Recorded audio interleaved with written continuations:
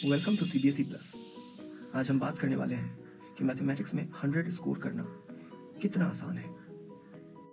हाँ दोस्तों, ये बिल्कुल पॉसिबल है। दोस्तों, कोई भी टॉपिक अगर आपको समझ नहीं आ रहा तो उसके लिए एक सॉल्यूशन है कि आप अपने टीचर के पास जाएं, अपने फ्रेंड्स की मदद लें और उस टॉपिक को समझें। लेकिन वो टॉपिक को समझना ही सब कुछ नहीं है।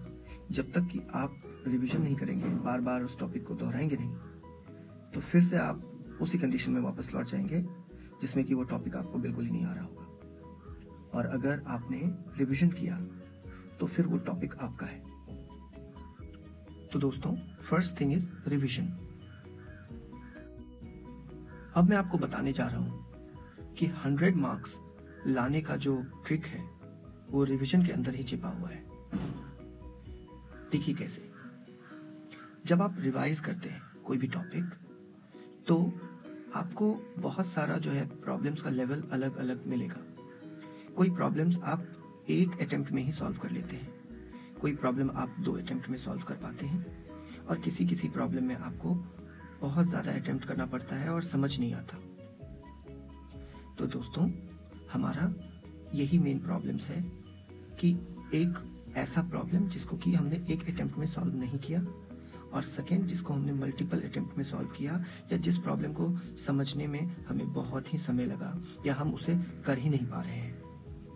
दोस्तों, अगर हम डेली 3 to 4 आवर्स मैथमेटिक्स को देते हैं तो 3 to 4 आवर्स एक दिन में काफी अच्छा समय है। इसमें हमें ध्यान ये रखना है कि हम 4 to 5 डेज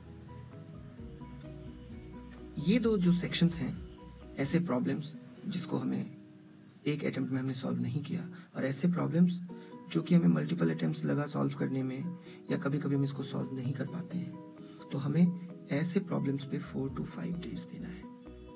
और वीक में 2 डेज जो है वो हम जो बिल्कुल नॉर्मल प्रॉब्लम्स हैं उसको देंगे, जो कि हम एक ही अटेम्प्ट में सॉल्व कर पाते हैं। हम इस सेक्शन को इग्नोर नहीं कर सकते। हमें ये रिवाइज करना है on a daily, like on a weekly basis. एक बार तो रिवाइज करना है, क्योंकि अगर हम इसको इग्नोर करेंगे तो कभी कभी दोस्तों ऐसा होता है कि आप ओवर कॉन्फिडेंट हो जाते हो और जो इजी बातें हैं, जो बिल्कुल इजी टॉपिक है, आप उसको भी भूल जाते हो। तो हमारा फोकस एरिया जो है वो है जिस प्रॉब्लम को हमने 1 अटेम्प्ट में सॉल्व नहीं किया, और जिस प्रॉब्लम को हमने सॉल्व ही नहीं कर पाया, जो हम कितना भी अटेम्प्ट लगाया या मल्टीपल अटेम्प्ट में हम उसको सॉल्व कर पाए। तो जो हम सॉल्व नहीं कर पाते हैं जिस प्रॉब्लम को, सपोज ये प्रॉब्लम्स हैं जिसको हम सॉल्व नहीं कर पाते हैं, उसको तो हम फ्रेंड्स की मदद से या टीचर्स की मदद से समझकर एक बार तो उसको समझकर सॉल्व करेंगे। और हमने अगर एक बार उसको समझ लिया, सॉल्व कर लिया, तो उसके बाद दोस्तों बहुत आसान है उसको रिवाइज करना है। रिवाइज करते रहना है तब तक कि वो आपके हैबिट में ना आ जाए। तो क्या आपको ये देखकर अब इजी नहीं लग रहा कि हम कौन से एरिया पे ज्यादा मेहनत करेंगे? तो ऐसे अगर ये प्लान रहा हमारा स्टडी का तो सब कुछ क्लियर रहेगा कि ओके, हम सबसे पहले तो टिक लगाएंगे प्रॉब्लम्स पे उसके लेवल के according. This is very important. First thing is हम टिक लगाएंगे क्वेश्चंस के ऊपर उसके लेवल के अकॉर्डिंग। कुछ ऐसा हो सकता है कि अगर हमने एक ही अटेम्प्ट में जो प्रॉब्लम को सॉल्व कर लिया उसके लिए 1 टिक, जिस प्रॉब्लम में हमें 2 अटेम्प्ट लगा उसके लिए 2 टिक्स लगा सकते हैं। जो प्रॉब्लम काफी मुश्किल रहा आपके लिए उसके लिए आप एक स्टार मार्क लगा सकते हैं। और टिक लगाने के बाद हम एक वीक का डिवीजन करेंगे। वीकली एक रूटीन फॉलो करेंगे जिसमें जो हमारा जिस प्रॉब्लम्स में हमें ज्यादा एफर्ट लगा हम उसको ज्यादा टाइम्स एक वीक में सॉल्व करेंगे। मतलब कि अगर हमें 2 अटेम्प्ट में कोई प्रॉब्लम सॉल्व किया है और जो हमारे लिए काफी डिफिकल्ट रहा प्रॉब्लम्स, हम उसको डेली करेंगे और कम से कम 5 डेज करेंगे एक वीक में।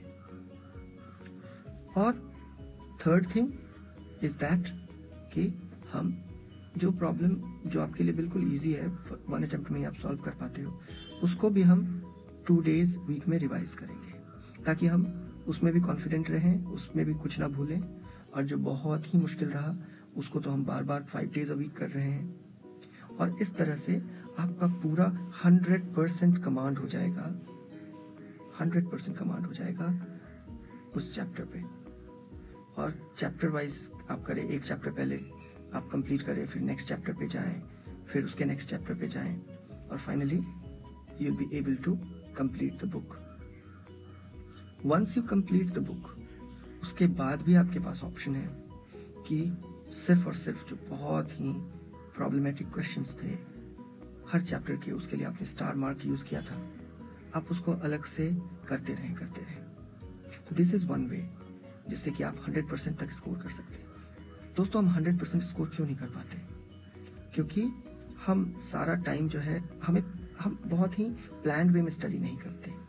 हम क्या करते हैं कि हम चैप्टर बना लिया एक हमने, उसमें जो क्वेश्चन हमें इजी लगता है वो तो हम बहुत ही क्विकली आराम से कर पाते हैं, तो हम उसमें ज़्यादा टाइम लगा देते हैं, मज़े करके बना लिया।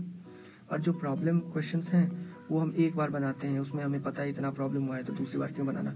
हम समझते हैं कि ओके हमने इसको बना लिया और वी वन, और हम वहाँ पे उस क्वेश्चन को भूल जाते हैं। फिर दोस्तों, हमारा पर्पस ये होना चाहिए कि जो डिफ़िकल्ट क्वेश्चंस था उसको करके, उसको मल्टीपल टाइम्स करके हम उसको बिल्कुल इतना आसान बना लें कि जिस क्वेश्चंस को हमने करने में सिर्फ 1 अटेम्प्ट लिया था, और तो वो ऑलमोस्ट उतना ही आसान हो जाए। ये जो डिफ़िकल्ट क्वेश्चंस आपने मार्क किया था वो क्वेश्चंस को बार बार करके हम उसको इस लेवल पे ले आए जो कि आपने 1 अटेम्प्ट में जिस क्वेश्चन को सॉल्व किया था। तो इसके लिए आपको करना ये है कि जो डिफ़िकल्ट क्वेश्चंस हैं उसको ज़्यादा इम्पोर्टेंस देकर आपको बार बार करना है, और ऐसे करके आप एक बुक के हर लेवल के क्वेश्चंस को सॉल्व कर लेते हो और हर लेवल के क्वेश्चंस में कॉन्फिडेंट हो जाते हो, और आप अपना 100% मार्क्स सिक्योर करने के बहुत नज़दीक रहते हो। ऑल द बेस्ट दोस्तों एग्जाम्स के लिए। Keep in touch. कोई भी प्रॉब्लम हो तो प्लीज़ कमेंट्स में लिखें। I will try my best to reply over it. Thank you.